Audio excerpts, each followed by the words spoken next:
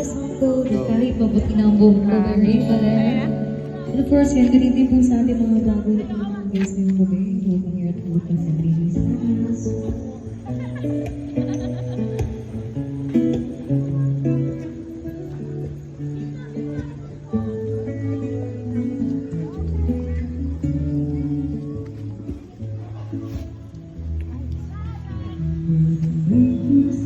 Hi!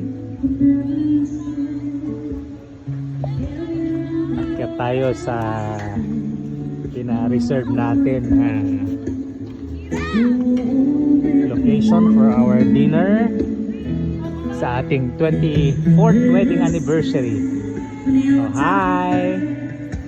Ito yung setup. So romantic. Nice.